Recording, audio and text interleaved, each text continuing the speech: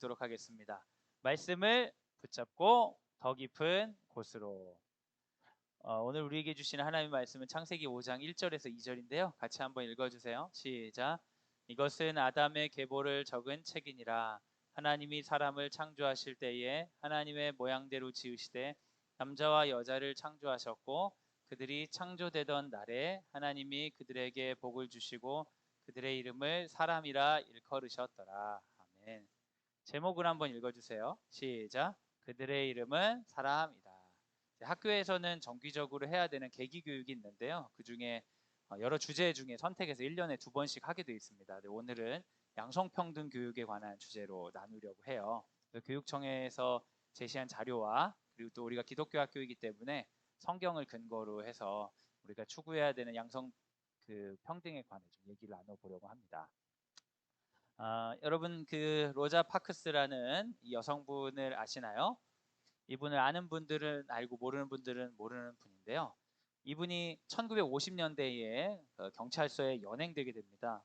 그 이유는 백인들이 앉을 수 있는 의자에 앉았다는 이유로 연행을 되게 되죠. 그때 당시에 버스를 이제 촬영한 그림인데요. 이 앞좌석에 자리가 비어 있지만 여기는 이제 사람들이 앉지 못하고 뒤에는 아주 좁은 공간에 사람이 빡빡하게 차 있어서 서 있는 그런 장면이 있습니다. 이 뒤에 일부만 흑인들이 앉을 수 있고요. 앞에 넓은 공간은 백인들이 앉도록 지정이 되어 있었어요. 문제가 있죠. 딱 봐도 다리 아프고 안 아프고는 인종과 아무 상관이 없으니까요. 사람들이 여기에 대한 불만이 굉장히 많았을 거예요. 근데 불만은 많았지만 실제로 불만이 있다고 말하기는 어려웠던 것 같습니다. 여러분 그런 일들이 있으시죠? 사회적 문제야, 이건 분명히 문제가 있어 라고 이야기를 하지만 말하기에는 아무도 동의하지 않을 것 같은 그런 분위기가 있었던 거예요. 근데 로자 파크스라는 이 여성분이 1955년도에 다리가 아프니까 그냥 앉은 겁니다. 이 백인들이 앉는 의자에 앉았어요. 그때 경찰에 백인들이 신고를 해서 연행됩니다. 근데 이 사람이 경찰서에 갔을 때 사람들이 이것에 대한 문제의식이 충분히 차 있었어요. 하지만 서로 조심했던 거죠. 그러다가 경찰서에 진짜 데려가 버리니까 이게 정말 인간에게 해야 되는 일이냐라는 의식이 폭발하면서 이제 흑인 인권 운동이 일어나는 데 있어서 중요한 사건 중에 하나입니다. 미국에서. 이때 당시에 마틴 루터 킹 목사님도 같이 활동을 하게 되셨고요. 누가 봐도 문제가 있지만 문제라고 인식하지 못하거나 인식은 했지만 사회적 압력 때문에 시도하지 못했던 일들, 그런 일들 중에 인류가 끊임없이 해오던 그 발걸음들이 있어요. 그게 바로 평등과 인권에 관한 발걸음이죠. 세계인권선언 1조 한번 읽어주세요. 시작.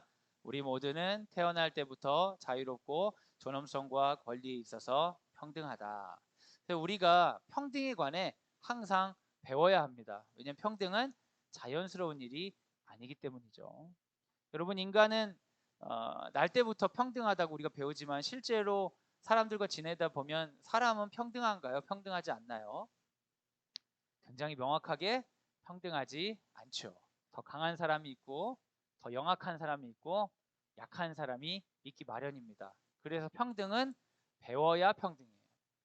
평등은 지켜야 평등이고 자연스럽게 평등은 이루어지지 않죠.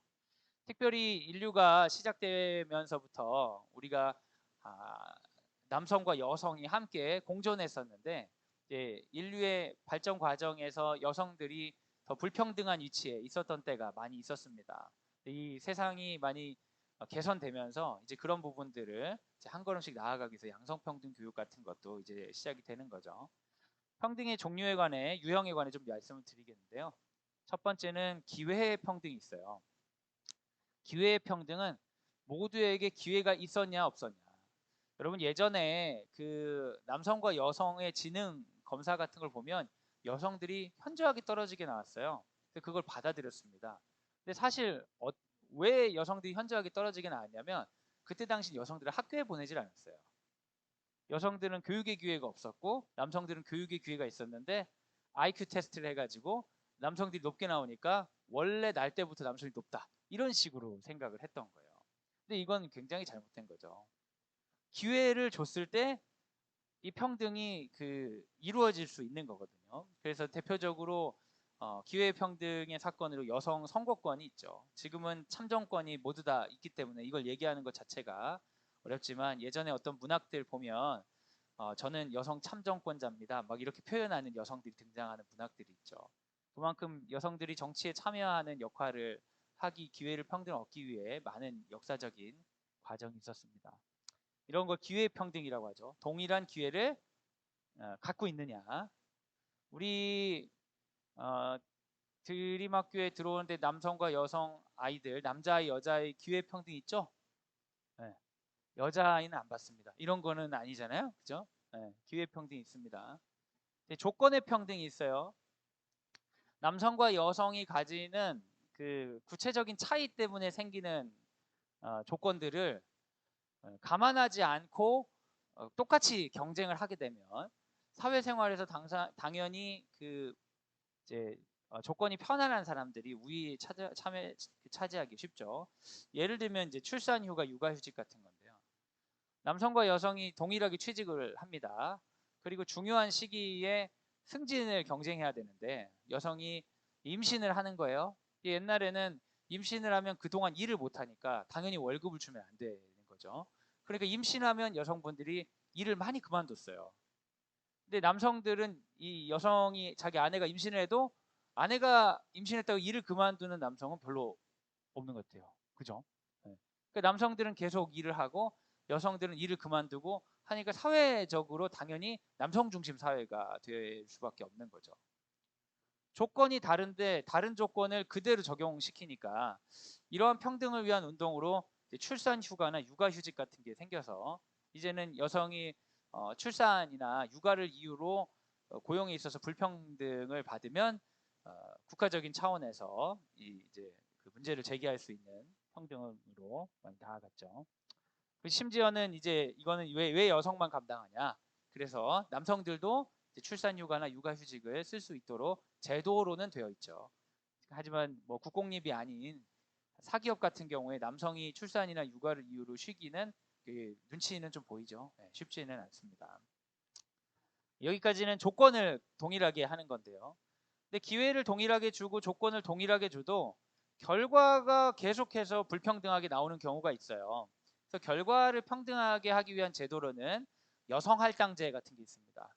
뭐 여러 가지가 있는데 가까운 우리 옆에 우리 재단교회인 거룩한 빛 광성교회에도 여성 할당제가 있어요. 장로 선거를 할 때 반드시 여성을 한 명씩 뽑게 돼 있습니다. 여러분 교회에 장로 제도가 있는 교회에 여성 장로가 가능한 교회들이 많거든요. 근데 한 명도 없어요. 장로님들이 여성 장로 제도가 있지만 아무도 뽑질 않아. 주로 여성분들이 뽑는데 여성분들이 여성을 절대 뽑지 않아요. 저 사람이 무슨 장로야. 아유, 좀 못나도 남자를 뽑지. 뭐 이렇게 되는 경우가 많아요. 그러니까 여성 장로 제도가 있지만 실제 여성 장로의 숫자는 늘어나지 않는 거예요. 광성교회 같은 데는 여성 할당제가 있어요. 최소 한 명 이상은 여성을 뽑는다. 그러니까 매번 장로 선거 때마다 여성 장로님들이 이렇게 늘어나는 거죠. 결과의 평등이 아무리 기회의 평등과 조건의 평등을 만들어도 안 만들 땐 여성 할당제 같은 거. 그리고 뭐 정치 이제 상황에서 무슨 위원을 뽑거나 이럴 때 전부 남자가 되지 않으려고 여성 할당제 같은 걸 하는 경우도 있죠. 남녀 동수제는 조금 더 강한 겁니다. 어떤 걸 뽑을 때 남성과 여성이 같은 수가 되어야 된다. 그래서 이런 기회 평등, 조건의 평등, 결과의 평등을 위한 노력들이 우리 사회에서 이루어지고 있다는 걸 여러분 기억하시면 좋을 것 같아요. 그렇다면 실제로 우리나라의 양성평등은 어느 정도 이루어지고 있나 한번 볼 건데요. 너무 재미있어요. 뭐냐면 지표가 두 개의 지표가 너무 큰 차이가 있어요. 한번 보세요. 189개국을 대상으로 성불평등 지수를 보았어요. 거의 200개국 중에 성불평등을 얼마나 느끼는지를 봤더니 한국이 11위예요. 그러면 성불평등이 잘 느껴져요, 안 느껴져요? 이 표를 어떻게 보는지 잘 모르실 수 있어요. 뒤로 갈수록 불평등이 큰 거예요. 189개국 중에 10일이면 성불평등을 잘 느끼는 거예요, 못 느끼는 거예요? 잘 못 느끼는 거예요. 여러분들이 잘할 때랑 또 달라요. 여러분이 잘할 때 혹시 이 중에서도 아휴 아들을 낳았어야 되는데 이런 얘기 듣고 자라신 분도 있을 거예요. 왜냐면 저희 아버지가 6.25 때 태어나셨거든요. 우리는 그 어떻게 보면 폐허에서부터 산업사회, 정보화사 이 인류 역사가 수백 년 동안 가져왔던 것을 압축적으로 살아온 이 나라이기 때문에 지금 아이들이 경험하는 것과 여러분이 경험하는 것과 우리 조부모 세대가 경험하는 게 엄청 다릅니다. 지금 드림학교를 다니는 아이들을 기준으로 여자아이들이 내가 여자이기 때문에 되게 불평등하게 살고 있다 이런 거 잘 느낄까요? 못 느낄까요? 거의 느끼지 않습니다. 실제로 사회에서 이런 차별을 가장 심하게 하는 게 교육이나 보건에 대한 차별이거든요. 여자니까 교육을 안 시킨다든지 아프더라도 여자니까 그냥 집에서 돌보고 이런 것들이 큰 차이거든요. 근데 우리 그런 거 이제는 없어요. 그러니까 실제로 살면서 내가 여자이기 때문에 어떤 어려움을 잘 안 겪는 나라예요. 근데 또 다른 지표는 우리에게 큰 충격을 줍니다. 그게 뭐냐면 성격차 지수예요. 남녀 차이의 성격차 지수인데 153개국 중에 108입니다. 이거는 뭐지? 이건 뭐냐면 경제적 차이예요. 가장 중요한 지표가 경제적 차이예요. 그러니까 우리 여학생들이 학교를 다니면서는 내가 여성으로서 차별받는다는 느낌을 못 받는데 사회에 진출을 하고 나면 내가 여성이기 때문에 굉장히 사회 진출이 어렵구나. 여성이기 때문에 고액 연봉자가 되기 위해서 남성들과 경쟁하기가 쉽지 않구나 이런 걸 느낀다는 거예요. 그래서 여러분 중에 직장 생활을 하시고 있거나 아니면 직장 생활 가운데 좀 쉬고 계신 분들은 공감하실 수 있어요. 우리나라에서 태어나서 여성으로서 학교 생활하고 괜찮아요. 근데 청년이 되고 직장인이 됐을 때는 고액 연봉자들 가운데 상당수가 남성이라는 걸 직면하게 되고 여성 중에 뭐 많은 사회 진출한 사람은 많던데 경제력을 많이 가진 사람들 중에 여성에게 기회가 허락되지 않은 부분이 여전히 많다는 거예요. 108이면 상당히 많다는 거죠. 그러니까 우리가 그 남녀의 양성평등을 이루어 나가야 되는 부분 중에 중요한 포인트는 경제적인 부분과 정치 참여의 부분이라고 많이 분석하고 있어요. 여성의 정치 참여 비율이 적고 물론 여성 대통령도 나올 정도로 과감한 선택을 한 민족이긴 하지만 비율 자체는 적고 경제적인 차이가 상당히 나죠. 여러분 여성들이 돈이 많이 있어야 줄어듭니다. 이거. 돈을 많이 가지세요. 돈이 있어야 이혼도 하실 수 있어요. 농담이에요. 네, 너무 진지하게 받아들이시는 것 같아서 그 UN 워맨이라는 그 UN 그 여성 청소년계에서 이런 포스터를 냈습니다. 남녀 차별의 심각성을 드러내려고 하는 건데 오히려 이것 때문에 욕을 많이 먹었죠. 부적절한 예시인데요. 그 유명한 축구 선수 중에 리오넬 메시라고 있습니다. 리오넬 메시가 1년에 받는 돈이 이 정도 된다 그래요. 근데 유럽에 여성 7대 리그가 있어요. 유럽의 여성 7대 리그에 그 뛰는 모든 선수들이 1693명인데 그들의 모든 연봉을 합쳤을 때 리오넬 메시의 반절이다. 그러니까 이건 남녀 차별이다라고 해서 포스터를 냈는데 이것 때문에 오히려 유엔이 욕을 엄청 먹었죠. 왜냐하면 이건 남녀 차별이 아니라 한국의 K리그 연봉을 비교해도 리오넬 메시에 비하면 아무것도 아니거든요. 근데 저는 이런 거를 냈을 때 왜 사람들이 어떤 사람들은 왜 이런 걸 통해 남녀 차별이라고 이야기를 하고 어떤 사람은 이걸 보고 남녀 차별이 아니라고 이야기하나. 우리 가운데는 어떤 정서가 있냐면 양성평등을 위해 나아가야 된다는 것에 동의하는 정서와 또 한 가지는 좀 너무 심하다. 요즘에는 여자들이 너무 강하다. 오히려 남자들이 더 약하다. 이러는 여성 혐오 정서가 같이 있기 때문에. 여러분들은 그래도 생활이 안정되셔서 그런데 삶의 중요한 결정을 하는 청년들은요. 대학에 들어가는 순간 페미니즘에 대한 교육을 엄청 받고 또 한편으로 반대로는 여성 혐오에 대한 교육을 엄청 받아요. 여러분 그 일간 베스트라는 게시판이 유명하잖아요. 일간 베스트라고 안 하고 주로 뭐라고 부르죠? 일베라고 부르는데 남성들이 많이 사용하는데 거기에 많은 문제점은 정치적 편향과 여성에 대한 혐오가 있어요. 근데 일베는 누가 만든 거예요, 여러분? 일베는요, 엄마들이 만든 거예요. 엄마들이 아들들 너무 갈구니까 여자를 엄청 싫어하는 거예요. 그런 애들이 모여 있는 거예요. 페미니즘은 누가 만들었어요? 폭력적인 아빠들이 만든 거예요. 아빠들이 너무 자녀들, 딸아이들을 괴롭히니까 페미니즘 나온 거죠. 정직하게 얘기해서 가정에서 남녀 평등을 느끼고 자란 아이들이 그런 한쪽 극단에 서야 된다는 의식을 잘 갖지 않아요. 사실 우리가 이루어야 되는 남녀 평등이나 그것은 인간의 자유로움은 가정에서, 학교에서, 일상에서부터 이루어져야 되는데, 일상에서 너무 한 성에 대한 억압이나 두려움이 많으면 모든 성에 대한 상처를 갖게 되는 거죠.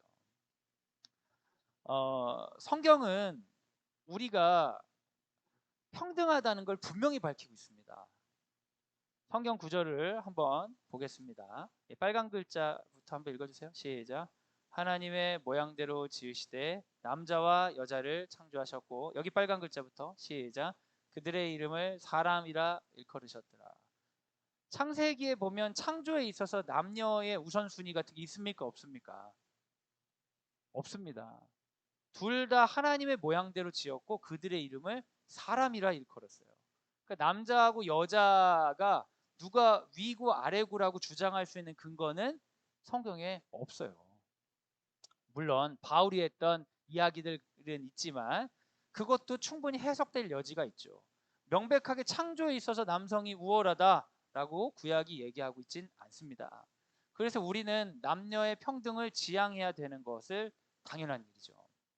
그러나 분명히 모양대로 지으시되 남자와 여자를 따로 만드셨다는 것은 남자와 여자가 지향하는 평등이 남자와 여자가 같은 사람이 되어야 되는 방식으로 진행되는 건 아니다라고 성경은 주장할 수 있는 거죠. 성경은 하나님의 형상으로 사람으로 평등을 인정하지만 남자와 여자의 차이를 인정해요. 근데 요즘에 그 양성평등에 대한 자료들은 주로 어느 학문 계통에서 많이 오냐면 사회학이나 문화학에서 많이 오는데, 사회학이나 문화학은 젠더 이슈로 남자와 여자가 원래 같은데 그렇게 길러져서 그렇다라고 많이 이야기합니다. 근데 여러분 중에 의학계나 심리학계에 일을 하시거나 관심 있는 분들은 아시겠지만 남성과 여성은 분명한 차이가 있어요. 염색체가 다르고 염색체가 다르면서 오는 호르몬의 분비의 차이가 있고 그것으로 인한 분명한 차이가 있습니다. 그래서 의학계나 심리학 쪽은 남녀 차이에 대해 분명히 인정하는데 사회학이나 문화학은 남녀 차이를 인정하지 않는 방향으로 가요. 근데 교육에는 어느 쪽이 더 영향이 많냐? 사회학이나 문화학이 더 영향이 많아서 우리 아이들은 남녀는 원래 차이가 없다는 식의 교육을 계속 받는 거예요. 차이가 없으니까 성을 스스로 선택할 수 있다고 생각을 하죠. 근데 그렇지 않습니다, 여러분. 제가 남성으로 태어났는데 제가 여성이 되고자 해서 트랜스젠더가 되는 수술을 하잖아요. 그럼 저는 여성이 되는 게 아니라 뭐가 되는 거예요? 트랜스젠더가 되는 거예요.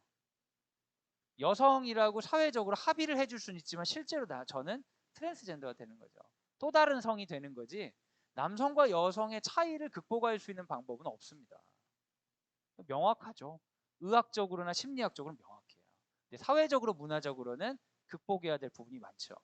그래서 우리가 접근해야 되는 남녀 차이는 의학적으로 심리학적으로 남성과 여성의 차이를 이해하고 수용하는 것과 사회적으로 문화적으로 가진 편견과 싸우는 것, 그리고 결과로서 평등인 경제력이나 정치 참여에 있어서 여성들의 자리를 확보하는 것 등이 필요할 수 있을 것 같습니다. 근데 대부분의 이제 교육 자료는 남녀 차이를 다 없애는 쪽으로 가긴 있어요. 근데 실제 차이는 있습니다.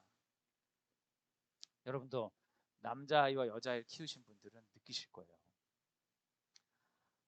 그래서 그 잘못된 신화 두 가지에 관해서 좀 얘기하려고 하는데요. 잘못된 신화의 첫 번째는 남녀 차이는 모두 사회적으로 형성된 것이다라는 거예요. 여러분, 남녀 차이가 사회적으로 형성된 부분이 엄청나게 많습니다. 여자아이들 장난감은 다 색깔이 어떤 색이 많아요? 핑크색이 많죠? 남자아이들은요? 파란색이 많아요. 내가 선택하지 않고 가게에 가는 순간 그냥 색깔이 달라요. 그죠? 근데 그거는 남녀 차이로 꼭 여자애는 핑크색을 써야 되나요? 그런 건 편견이죠. 남자아이가 파란색을 써야 된다는 편견이죠. 저희 아이가, 막내 아이는 장난감을 사러 가면 꼭 로봇을 그렇게 하려고 하더라고요. 그래서 느낌이 오죠. 아, 이런 캐릭터구나. 느낌이 오는데 이게 차별적 발언을 하면 이런 표현을 할 수 있겠죠. 여자애가 무슨 로봇을 사냐. 이런 거는 사회 문화적인 생긴 편견이죠. 여자애가 로봇을 사면 안 됩니까? 사도 되죠. 네. 근데 우리가 남녀 차이가 가지는 차이 자체가 없다고 생각하는 건 그건 되게 눈 가리고 아웅하는 거예요. 실제 차이는 많이 납니다. 침팬치하고 인간의 유전자 차이가 1.5%래요. 그러니까 우리가 침팬치하고 형제까지는 못하더라도 상당히 가까운 사이는 맞는 거죠. 네. 근데 여러분 남녀의 유전자 차이가 1%라고 합니다. 1.5%가 다른 걸 다른 종으로 부를 정도가 되는데 또 신앙적으로는 다른 종이 아니라 아예 다르죠. 하나님의 형상이 아니라는데 남녀 차이가 1%나 난다고 하는 건 엄청난 차이죠. 남녀의 염색체 차이는 우리 생물학 시간에 다 배웁니다. 그것 때문에 호르몬, 내분비의 신경계 조절 능력 차이가 나오죠. 호르몬이나 신경 전달 물질이 비율에 따라 사람이 얼마나 달라지는지는 여러분 그 약을 드셔보시면 금방 압니다. 1990년대 후반부터 남녀의 질병을 다르게 접근해야 한다는 성인지 의학이 나타났대요.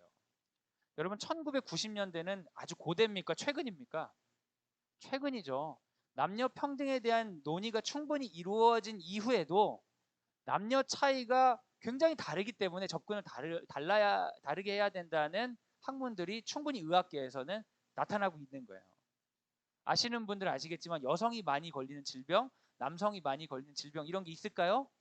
있어요. 어쩔 수 없이 있습니다. 실제로 차이가 있는 거죠. 신체적으로도 그래도 차이가 있어요.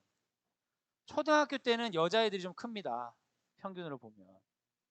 근데 중학교, 고등학교 가잖아요. 남자애들이 훨씬 큽니다. 평균으로.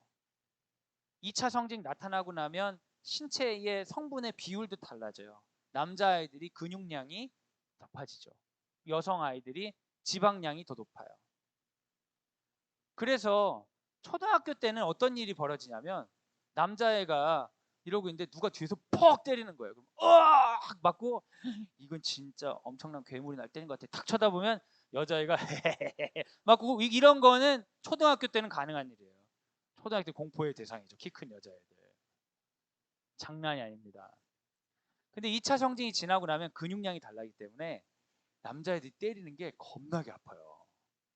근데 중학교 때까지만 해도 망아지 같으니까 애들이 서로 잡고 놀고 때리고 놀고 이런 걸 한단 말이에요.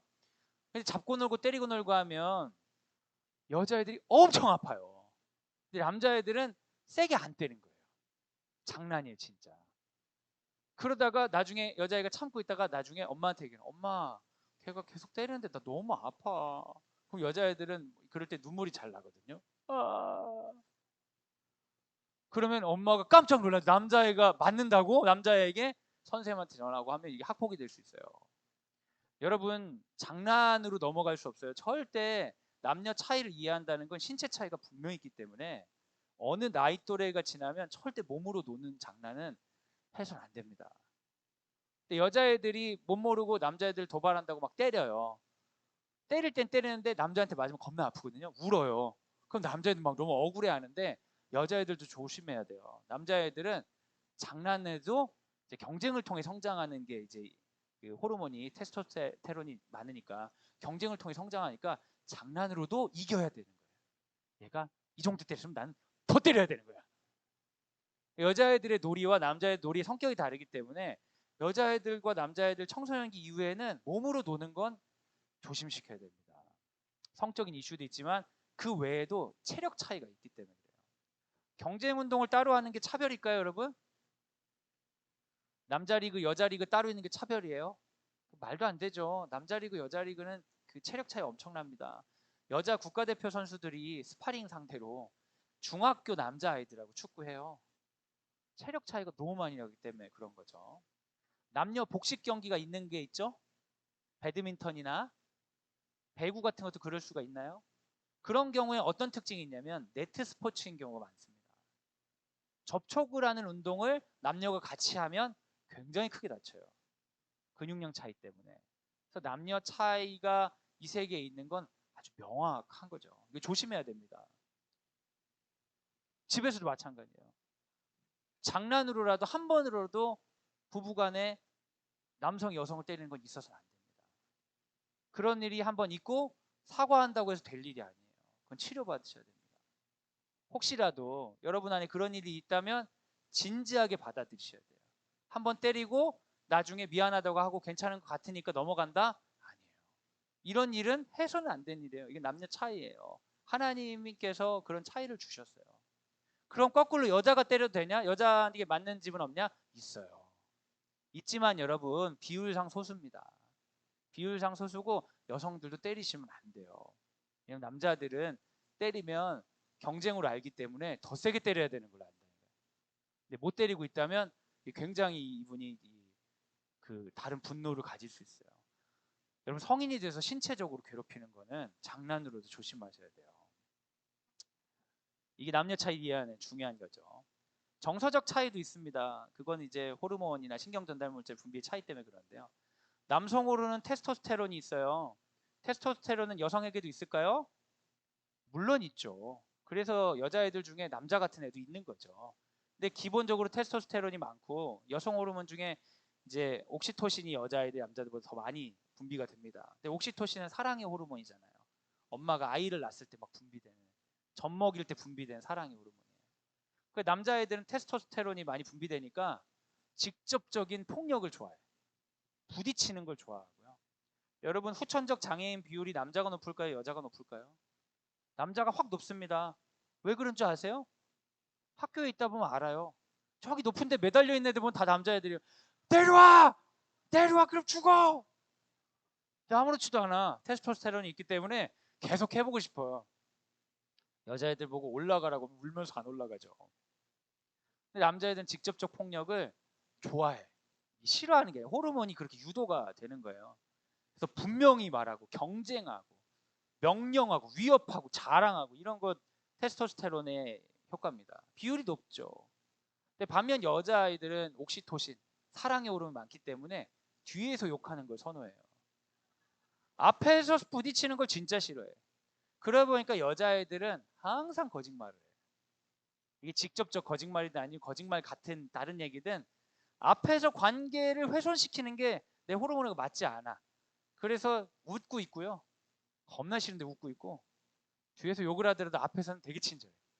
그러니까 여자애 되게 혼란스러워.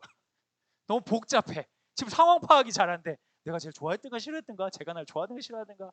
너무 복잡한데 항상 그거를 추적하려고 하죠. 왜냐면 관계를 잘 지내야 되니까. 그래서 복잡하죠. 그래서 여자애들이 남자애들이 보기엔 여자애들이 되게 진실되지 못해요. 진짜 얘기를 잘 안 해. 진짜 얘기는 뒤에서 하거든요. 앞에서는 다 거짓말을 다 웃으면서 얘기하고.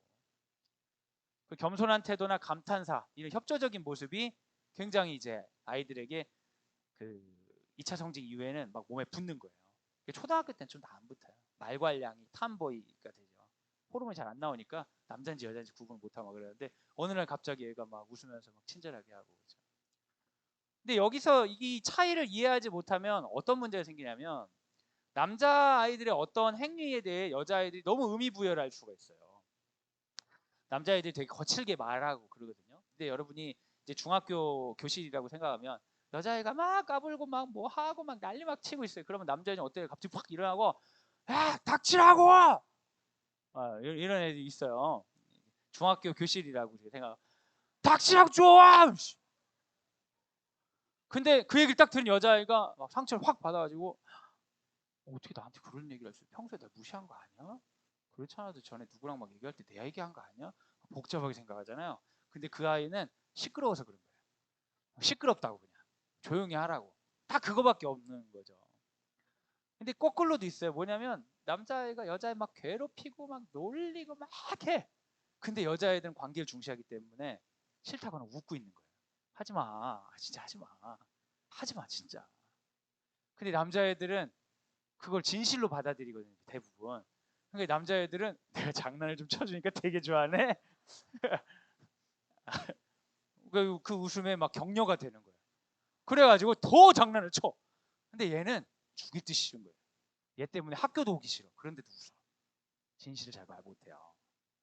그러다가 얘가 오랫동안 참다가 또 부모님한테 얘기하는 거야. 그땐 또 눈물이 나잖아요. 엄마, 학교 가기 너무 싫어. 맨날 나 괴롭고 너무 아프고 막. 그럼 이제 학폭이 되는 거예요.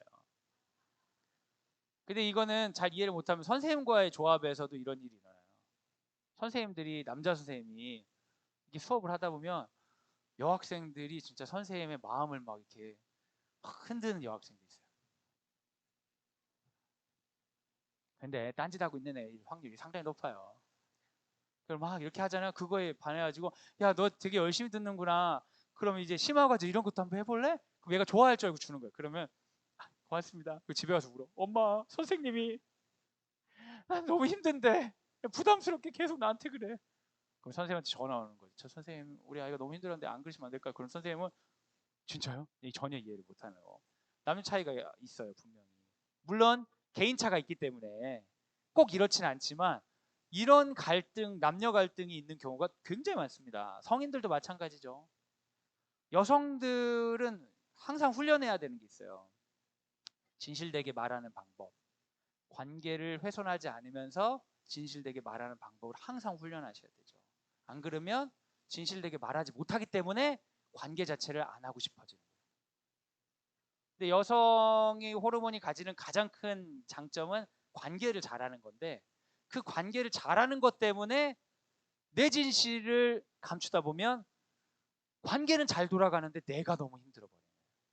그 스트레스가 너무 힘들어져서 관계를 피하게 될 수 있는데 어렸을 때부터 그러니까 여자아이들에게는 착해야 된다 이런 말 하는 게 별 도움이 되지 않습니다. 이미 사회적으로 인정받고 착하고 싶은 욕구가 많이 있죠. 물론 개인차가 있다는 건 말괄량이 같은 스타일 아이들에게 그렇게 착하게 하라고 해야겠지만 여자아이들에게는 우리가 항상 어떻게 하면 진실을 말할까, 어떻게 하면 모든 사람과 좋은 관계를 이루는 게 아니라 원하는 관계를 만들까에 대해서 얘기를 좀 나누실 필요가 있고요. 남자아이들 같은 경우는 위험한 일들이 많이 있기 때문에 스스로 점검하고 체크해 주는 거 항상 필요합니다. 자기도 모르게 위험한 행동하거나 자기도 모르게 학교 폭력에 깊이 연루돼 있을 수 있어요. 그래서 계속 진실을 알려줘야 돼요. 사실을 이런 거다. 정보를 계속 줘야 됩니다. 그러지 않으면 남녀 차이에 대해 망각하면 안 되죠. 부모님들도 남녀 차이를 잘 이해 못 하셔가지고 남녀에 대해 다르게 접근하는 것은 차별이 아닙니다, 여러분. 여자애하고 남자애하고 갈등이 있었을 때 딱 보시면 이게 여자애가 불리할지 남자애가 불리할지 딱 나와요. 대부분 누가 불리하겠어요? 대부분 남자애가 불리하죠. 왜냐면 여자애는 이 문제에 대해 엄청 오랫동안 생각하고 막 이런 이 스토리가 있는데 남자애는 아무것도 모르고 있으니까 얘가 날 힘들어하는지를. 근데 나중에 그것 때문에 딱 불려받아 선생님께 얘기를 한다. 그러면 여자애는 너무 지금까지 그 대하 스토리가 이뤄지는 거예요. 지금까지. 인류의 시작 때부터 내가 어떤 괴로움을 당했는지 쫙 얘기하는데 얘는 조금의 반성도 없고 전혀 생각도 없이 즐거운 친구로서 그냥 이랬다. 나중에 엄청 욕먹죠. 그 인식을 해야 됩니다. 이렇게 수용하고 받아들여야 되는 부분이 있는가 하면 우리가 싸워야 되는 지점도 분명히 있죠. 남녀 차별은 모두 자연스러운 특징을 반영한 것이다. 사회적으로 형성된 성역학과 차별에 대해서는 비판적 분석해야 돼요. 사회적이고 문화적인 것은 거의 다 개선해야 될 일이 대부분이죠. 네. 이게 하늘보리 광고인데요. 날은 더워 죽겠는데 남친은 차가 없네. 너무 공감되는 그 광고 문구죠. 여학생들이 이걸 보면서 웃을 것 같아요. 여대생들이.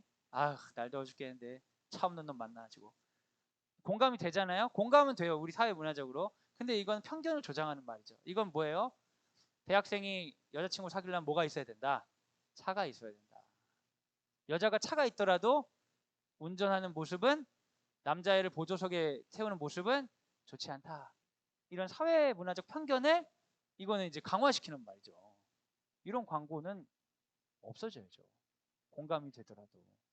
공감이 되는 건 우리 안에 현상이기 때문에 공감이 되는 건데 이것 때문에 이런 현상을 모르는 사람이 학습할 수 있잖아요. 이런 개념이 없던 중학생, 고등학생들이 이거 보면서 아, 대학교 때 가면 차 있는 남자를 만나야겠구나. 그 좋은 남자들, 차 없고 가난하고 좋은 남자들을 다 제거하고 차 있고 나쁜 놈들에게 여러 여자가 붙어 있는 그런 불공평한 사회가 이루어지는 것이죠. 대학교 때 내는 차가 없어가지고 제가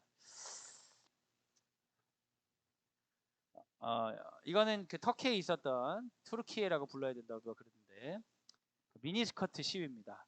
상당히 혐오스러운 느낌을 주죠. 네.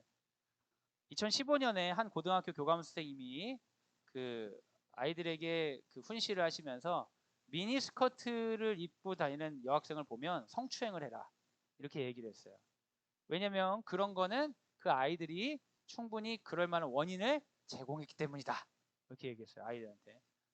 보나마나 그러면서 남자애들 계속 웃었겠죠.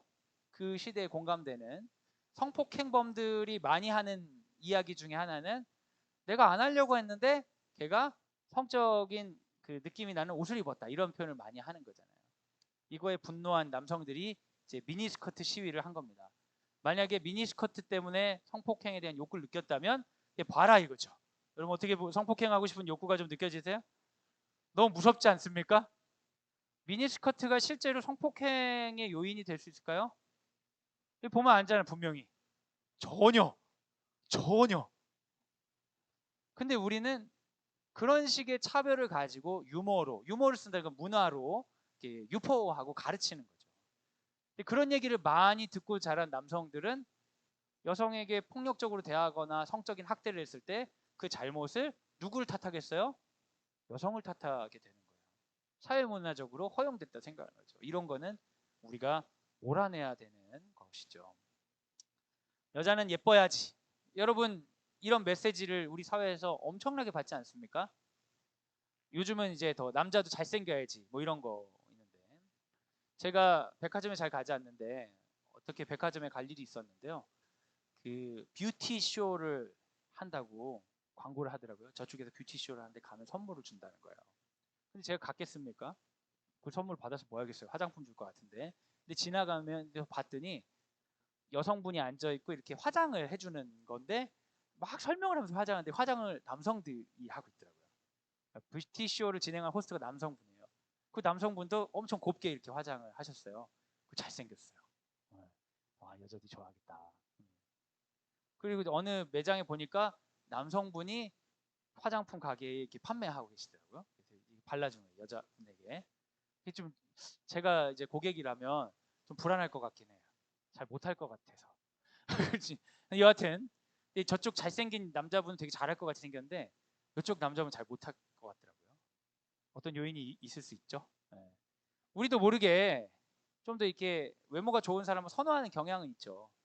근데 여기에 대해서 남성보다 훨씬 여성들이 압박을 심하게 느끼죠. 여자는 예뻐야 된다.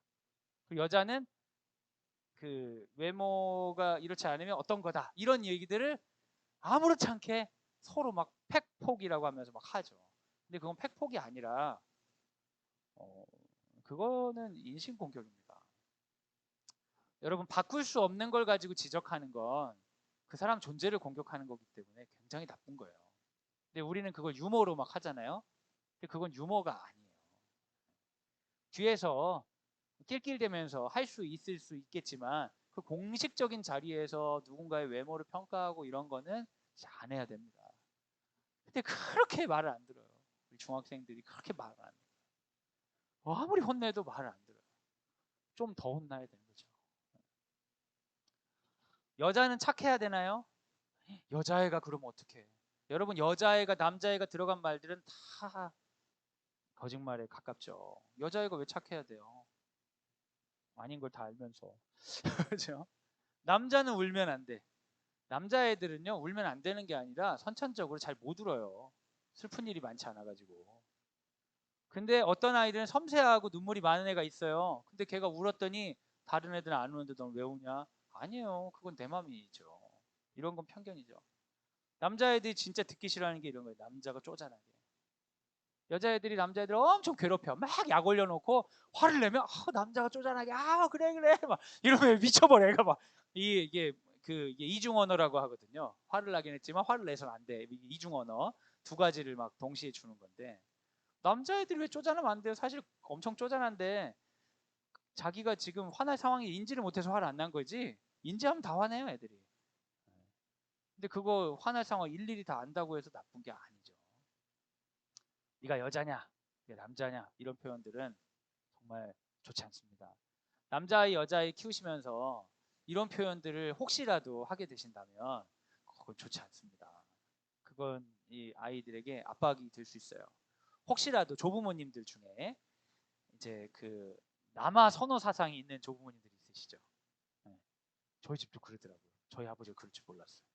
저희 아버지는 아들만 둘 키웠거든요.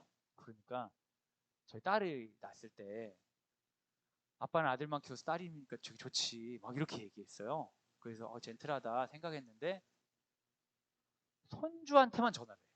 손녀에게 전화를 안 해. 자기는 아니라고 하는데 전화는 손주한테만 해. 근데 그런 게 안 좋은 메시지를 줄 수 있어요. 그래서 그럴 때는 어떤 면에서는 할아버지 할머니 너무 보호하지 마시고 남녀 차별적 생각을 갖고 계신 것 같다. 그 얘기를 해버려야 돼요. 원래 그러면 안 된다는 거예요. 시대가 그러니까 그런 생각을 가진 사람도 인정을 해줘야 되죠. 근데 아니야, 할아버지가 너도 좋아해. 좋아하지. 근데 너한테 전화는 안 할 거야. 창세기 5장 1절에서 2절 다시 한번 읽겠습니다. 시작. 이것은 아담의 계보를 적은 책이니라. 하나님이 사람을 창조하실 때에 하나님의 모양대로 지으시되 남자와 여자를 창조하셨고 그들이 창조되던 날에 하나님이 그들에게 복을 주시고 그들의 이름을 사람이라 일컬으셨더라. 아멘. 남녀가 갈등하는 구조가 이 사회에 만연하고 있습니다. 함께 협력하면 문제가 있는 사람이나 배신하는 사람 같이 느껴지고요. 그러다 보니까 남녀가 반목하기에 가장 공격받는 곳이 어디냐면 가정이에요. 남녀가 연합해서 이루는 가정이 엄청 공격받습니다. 근데 우리가 크리스찬으로서 잘 지켜야 되고 아이들에게 잘 심겨줘야 되는 것 중에 하나는 아름다운 가정인 것 같아요. 제가 농담처럼 얘기했지만 일베는 다 엄마가 만들고 페미니스트는 아빠들이 만든다는 게 가정에서의 부정적인 경험이 남녀에 대한 잘못된 왜곡된 인식을 가져오게 되고 그 왜곡이 실제로 이 아이들이 아름다운 가정을 만드는데 장애 요소가 될 수 있습니다. 그래서 남녀 평등을 가르치는 가장 좋은 방법은 부부가 잘 지내는 거예요. 그래서 여러분 서로 잘 지내기 위해서 애써 주셔야 됩니다. 서로를 존중하셔야 돼요. 서로 안에서 여자가 남자가 그런 말 없습니다. 물론 시대에 따라 배경에 따라 그 이제 가사 일하는 거나 뭐 이런 것에서 이런 게 많이 있으시겠지만 여러분 정말 특히 딸아이를 제일 잘 기르는 그 방법 중에 하나는 아빠가 여성을 존중하는 모습 보여주는 거고요. 아들을 잘 기르는 방법 중에 하나는 이제 엄마가 이제 남편을 존중하는 모습을 보여주는 것이죠. 제가 한 가지 얘기를 좀 드리고 싶은데요. 몇 년 전에 우리 그 정성진 목사 은퇴하시기 전에 정성진 목사 사모님께서 은퇴 여행처럼 사모님들 전체랑 같이 제주도를 간 적이 있어요. 그래서 제주도에 몇 일 동안 오고 가셨어요. 그래서 제 아내 없이 제가 몇 일 지냈는데 사실 저는 아내 없이 지내는 게 익숙하거든요. 떨어져서도 3년 살았고 항상 뭐 그런 거에 그건 없어요. 근데 뭐 막 집안일 하면서 그냥 지냈죠. 그래서 돌아오면서 사모님들끼리 마지막 날 즐겁게 여행을 하고 돌아오는 그 비행기에서 그런 얘기를 했다는 거예요. 아, 집에 들어가면 난리가 나 있겠구나. 몇 일 동안 내가 없었으니까 집이 어떡하나 하면서 걱정을 막 했다고 해요. 근데 제 아내가 그때 속으로 생각했답니다. 우리 집은 문제가 없을 것이다. 제 별명 중에 하나가 아떼인데 여러분 아떼가 뭔지 아세요? 필리핀에서 이제 돈 받고 일하는 식모를 아떼라고 하거든요. 제, 제 아내 아이들이 한 번씩 아떼라고 저를 부르는데 아마 그런 생각 했을 것 같아요. 아떼가 있기 때문에 괜찮을 거야. 이런 생각 할지 모르겠지만 제 아내가 딱 들어오자마자 이럴 줄 알았다면서 저한테 너무 고맙다고 그러더라고요. 네. 전부 다 목사님들이 엉망이 됐을 거라고 했는데 우리 집은 치워졌을 거라 하고 들었는데 치워져 있으니까. 근데 제가 남자인데 집안을 치우는 게 되게 남자로서 막 이렇게 열린 사람이다 이렇게 생각한다는 건 진짜 편견이에요. 당연히 해야 되는 거예요. 우리 자녀들에게 집안일을 가르치는 게 남녀 평등에 엄청 큰 역할이에요. 애들한테 집안일을 좀 시키셔야 돼요. 공부하느라 너무 바빠가지고 집안일 못하는 건 인정. 근데 대부분 아니기 때문에 집안일이라도 많이 하라고 하세요. 집안일이라고. 공부를 하겠다고 하면은 그거는 이제 스킵해 주는 거 맞는데, 아니면 게임하고 그러는 애들을 못 알아두세요. 게임 끄고 바닥 닦으라고. 어? 집안일이 아직 안 돼 있고 엄마는 뻘뻘거리면서 일하는데 뭘 놀고 있어요. 어디 그런 말도 안 되는 가르치세요, 여러분. 나중에 어떻게 평생 노예로 사시려고 그러세요? 남녀 평등을 가르치기 위해서 집안일 꼭 가르치셔야 된다. 그래야 우리 아들이, 우리 딸이 결혼했을 때 가정을 이룰 수가 있는 거예요. 생각해 보세요. 지금처럼 자라가지고 결혼했을 때 내 자녀를 닮은 아들 혹은 딸이 만나가지고 그 집안일을 누가 하겠어요? 서로 쳐다보겠죠, 계속. 집안이 먼저 갈라지는 거죠. 먼저 집안일을 하는 것부터가 기독교 교육의 중요한 양성평등을 위한 운동이 아닐까, 그렇게 소회를 좀 나누고 싶습니다. 시간 우리 같이 한번 기도합시다. 우리 함께 기도할 때 우리 안에 있는 편견들, 우리 안에 있는 이성에 대한 미움들이 있다면 그런 게 어디서 왔는지 한번 돌아보면 좋겠어요. 나에게 남성으로서, 여성으로서 보내주신 걸 사랑하지 못하게 만드는 삶의 경험들, 그리고 미워하게 만든 삶의 경험들 돌아보면서 하나님, 차이를 인정하고 수용하고 사랑할 수 있게 해주실 뿐만 아니라 우리 안에 있는 차이들, 편견들과 싸워갈 수 있는 감수성과 그 싸움을 위해 연대할 수 있는 적극적인 마음, 함께하는 마음 주시옵소서. 그래서 우리 자녀들이 살아가는 이 땅이 여성이란 이유로, 남성이란 이유로 몰리거나 삶에 대해 변명하고 핑계하지 아니할 수 있도록 인도하여 주시옵소서. 우리 이 땅의 양성평등을 위해 지금 함께 기도하도록 하겠습니다. 같이 기도하겠습니다.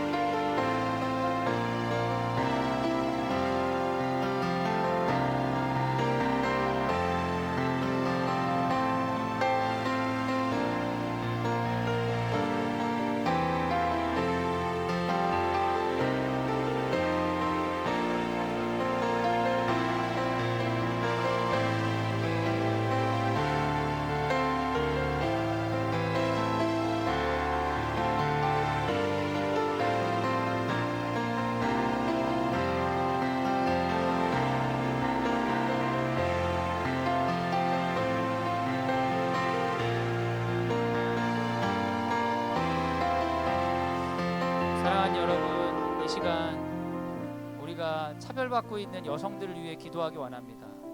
우리나라의 남녀 그 평등이 많이 이루어졌다고 하지만 실제로 가장 연약한 사람들 중에, 경제적으로 어렵거나 사회적으로 보호되지 않는 상황에 있는 사람들 중에는 여성들의 불평등이 여전히 굉장히 심합니다. 불법적으로 성매매를 해야 되는 여성들도 있고요. 보이지 않지만 성폭력과 그리고 가정폭력에 시달리고 부모로부터 폭력에 시달리는 딸들도 여전히 있습니다. 세계적으로 이야기하면 양성평등은 정말 그 머나먼 비전과 같은 것이죠.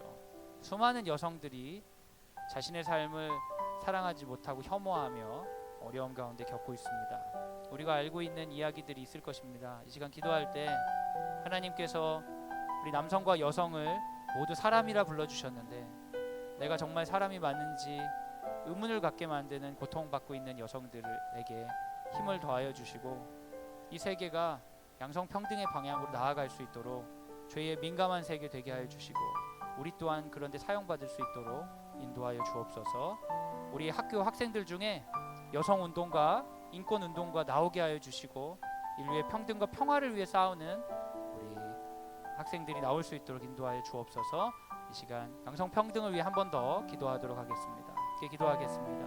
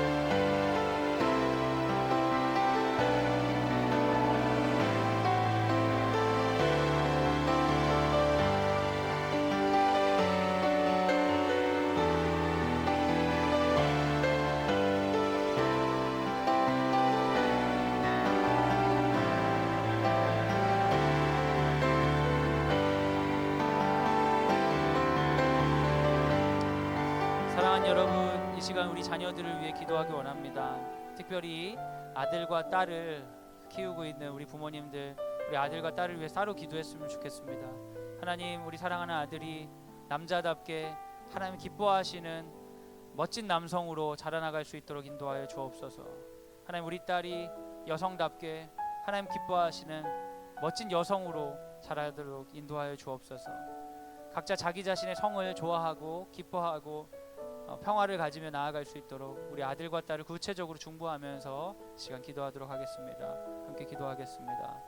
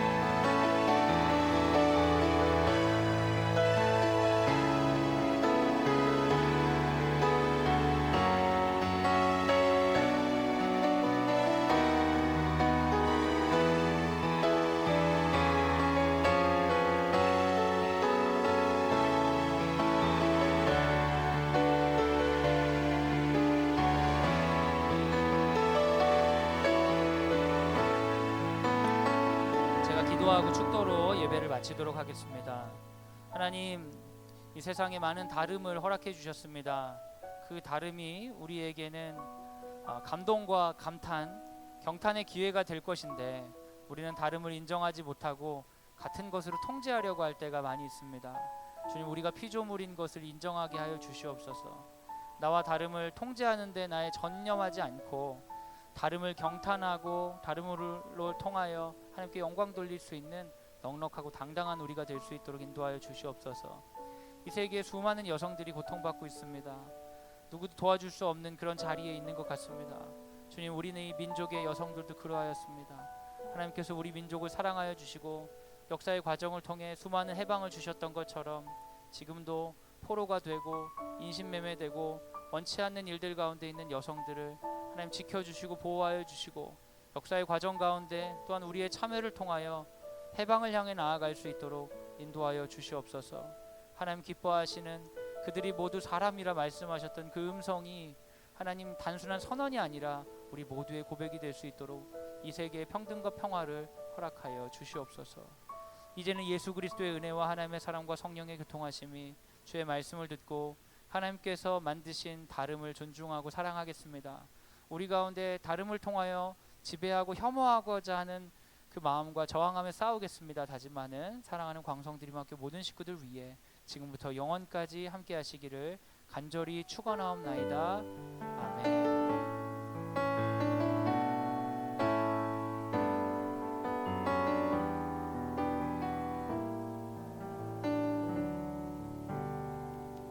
하나님께 영광의 박수를 올려드리겠습니다. 시간이 없어가지고 제가 기도하지 못했는데요. 아버지 학교가 진행 중입니다. 우리 아버지들 25분 이렇게 진행하는 걸로 알고 있는데 큰 은혜와 변화가 있을 수 있도록 기도 부탁드리겠습니다. 다음 주에 뵙겠습니다.